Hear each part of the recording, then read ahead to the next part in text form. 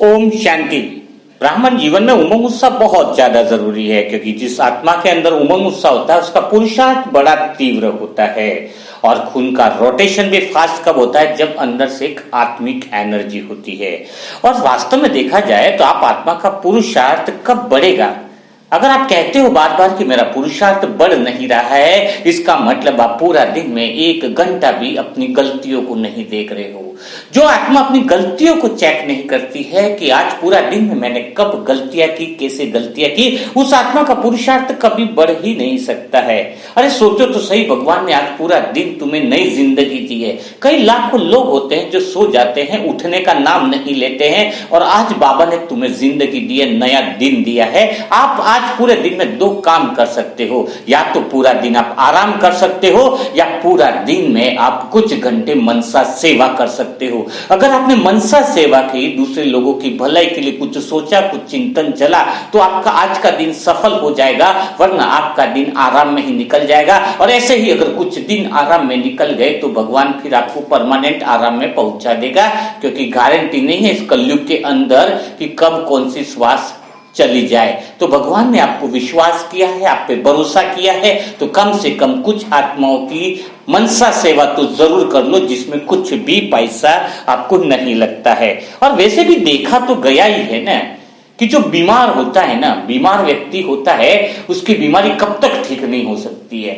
वो आप देखना, जब तक उसकी बीमारी का कारण पता न चले, उसकी बीमारी कभी ठीक नहीं हो सकती है। वैसे ही आप जो गलतियां कर रहे हो, अगर वो आपको पता न चले तो आपकी बीमारी यानी आपका पुरुषार्थ कभी ठीक नहीं हो सकता, चाहे 20 साल हो जाए, 30 साल हो जाए। और आपकी सबसे बड़ी गलती कौन सी है पुरुषार्थ में, वो मैं आपको बताना चाहूंगा कि आत्मा की शांति घटती है या बढ़ती है, वही लोगों को अभी तक पता नहीं चल रहा है।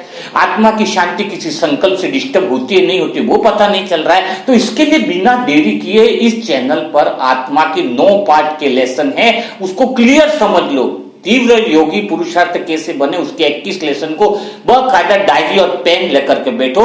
दूसरा दिन आपकी जिंदगी को बदलने वाला होगा। आपको पुरुषार्थ के अंदर ऊंचा पद पाने से कोई भी रोक नहीं सकता है, क्योंकि जो गलतियां होगी वो जाने दो, उसके बारे में कुछ भी सोचना नहीं है। लेकिन आप हमेशा जानबूझ करके अगर कोई गलतियां करोगे तो भगवान तुम्हें कभी माफ नहीं करेगा, कभी माफ नहीं करेगा। जो गलती अनजाने में हो जाए ना, उसके लिए कोई दिक्कत नहीं है। भगवान ने कहा है मैं भोलेनाथ भंडारी हूं, तुम्हें माफ कर दूंगा। जैसे तुम्हें पता है कि मेरे अमृत वेला करना है, जग गए फिर भी अमृत वेला नहीं कर रहे हो। तुम्हें पता है घर में खाने की व्यवस्था, इसके बाद भी बाहर का खान पान तुम ले रहे हो, तो जानबूझ करके गलतियां है, जानबूझ करके तुम किसी का दिल दुखा रहे हो, तो जानबूझ करके गलतियां भगवान तुम्हें कभी माफ नहीं करेगा। बहुत भारी सजाओ के लिए तैयार हो जाओ। हाँ, जानबूझ के तुम अमृत वेला उठ नहीं पाए, किसी कारणवश से तुम्हारी नींद नहीं खुली, भगवान तुम्हें माफ कर देगा। तुम्हें खाने के लिए व्यवस्था नहीं है, तुम कहीं बाहर हो तो बाबा की याद में तुमने दृष्टि देके खा लिया, तो भगवान तुम्हें माफ कर देगा। लेकिन एक बात पक्की समझ लो कि अगर जानबूझकर अगर गलतियां करते हो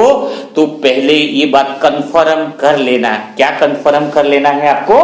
कि मुझे उन गलतियों को कि कभी माफी नहीं मिलेगी जिनको मैं जानबूझ के कर रहा हूं। तो आप आत्मा को अभी तो जाग जाना चाहिए ना। अगर तुम अभी तक जागे ही नहीं हो और तुम कह रहे हो कि मुझे ऊंचा पद पाना है, पावरफुल श्रेष्ठ सत्युग में पद पाना है, फरिश्ता बनना है। अरे कुर्सी से उठने में तुम्हें 5 मिनट लग रहे, खाट छोड़ने में तुम्हें 5 मिनट लग रहे, तो तुम फरिश्ता कैसे बनोगे? अंदर से एक एनर्जी, अंदर से एक विश्वास पैदा करो कि स्वयं भगवान ने तुम्हें चुना क्यों है, किस लिए तुम्हें चुना है। उस विश्वास को सार्थकता दो, उस विश्वास को मतलब भगवान के विश्वास को पूरा करो, क्योंकि अभी नहीं तो कभी नहीं।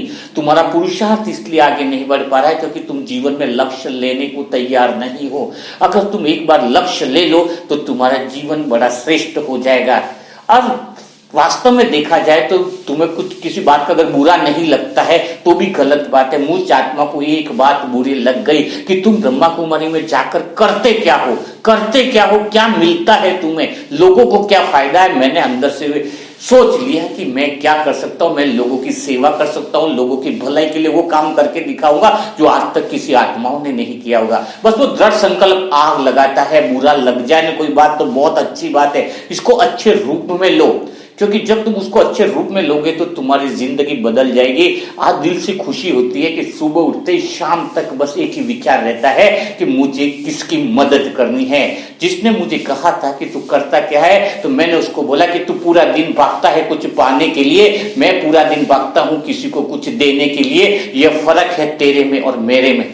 क्योंकि गरीब कौन होता है? गरीब वह व्यक्ति होता है जिसकी शक्तियां, जिसकी एनर्जियां चारों तरफ बट बट के जा रही है। इस काम करो, वो करो, वो करो। क्यों करता है? क्योंकि इसको किसी काम में भरोसा नहीं है। एक जगह जब एनर्जी लग जाती है तो जिंदगी बदल जाती है।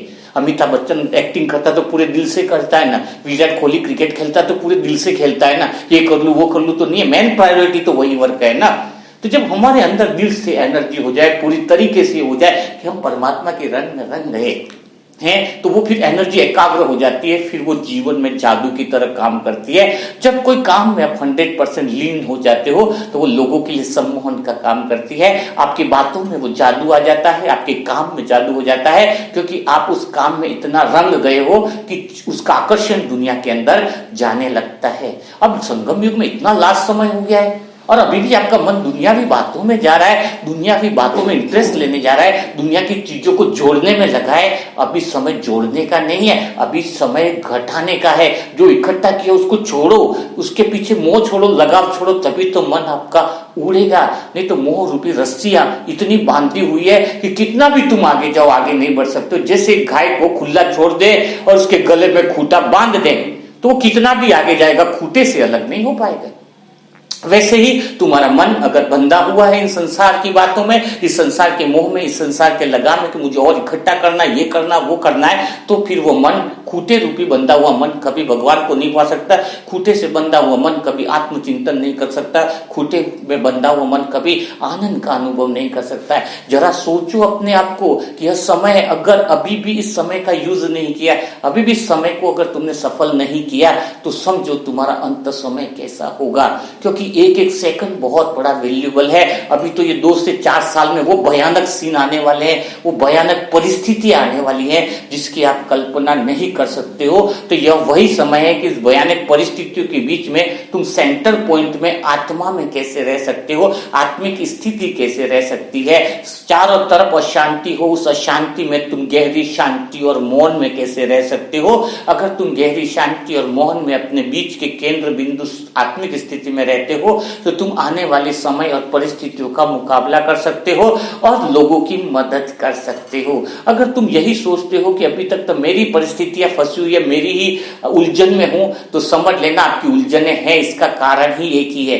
क्या है कि वो उलझने तो आपको जगाने के लिए है।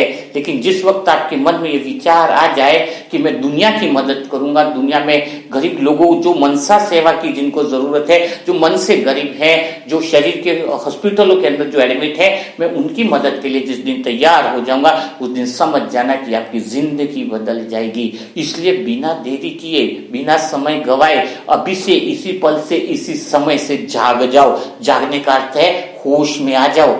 जैसे कोई व्यक्ति कोमा में होता है ना, तो उसको कुछ भी चुभाए दर्द ही नहीं होता है। कहीं तुम वो बेहोशी में तो नहीं चले गए, कहीं तुम्हें अज्ञानता का पर्दा तो नहीं पड़ गया, कहीं तुम माया के प्रभाव में आकर के उस पैसों के चक्कर में तो नहीं पड़ गए हो जो तुम्हारा साथ नहीं देने वाले हैं। जो रिश्ते नाते यही रहने वाले, जो रिश्ते नाते छूटने वाले, जो धन दौलत छूटने वाली है, जो हर पल बदलती रहती है, हर पल तुम्हें दुख देती है, उस दुख देने वाले विषय को छोड़ो। मन में एक ही विषय डाल दो कि मुझे परमात्मा प्रेम की तरफ बढ़ना है, अब मुझे स्वचिंतन की तरफ बढ़ना है, अब मुझे अंदर की तरफ यात्रा करनी है, अब मुझे अंदर की तरफ परम आनंद की तरफ बढ़ना है। जब तुम्हारी अंदर की यात्रा दिल से चालू हो जाए तो बाहर की चीजें स्वतः ही छूटने लगेगी। बाहर का आकर्षण तुम्हें आकर्षण नहीं लगेगा। मन तुम्हारा एकदम तितली की तरह उड़ने लग जाएगा।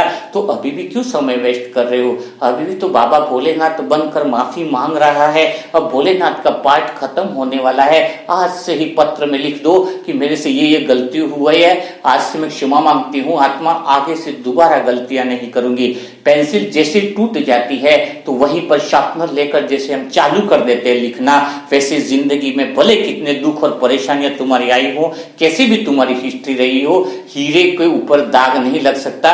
हीरा लाल कपड़े में ढका है तो लाल दिख रहा है, धूल में ढका है तो धूल वाला हीरा लग रहा है, लेकिन तुम आत्मा सच्चे हीरा हो। अगर इसी पल से भी तुम जाग जाओ, स्वयं को पहचान लो, भगवान को पहचान लो, तो यह अंत समय तुम्हारा बहुत बढ़िया हो जाएगा। अब जरूरत है तुम्हें अपने आत्मचिंतन की, अपने आप को जगाने की। यह वीडियो शायद तुम सुन रहे हो, यह तुम्हारा भाग्य है। भगवान तुम्हें मैसेज देना चाहता है कि अंतिम मैसेज है। अगर तुम अभी भी नहीं जागे तो फिर भगवान को, समय को दोष मत देना। सारी चीजों के लिए जिम्मेदार तुम स्वयं होंगे। तो कल फिर मुलाकात होगी ऐसे उमंग उत्सव वाली बातों के साथ। तब तक के लिए सभी भाई बहनों को ओम शांति।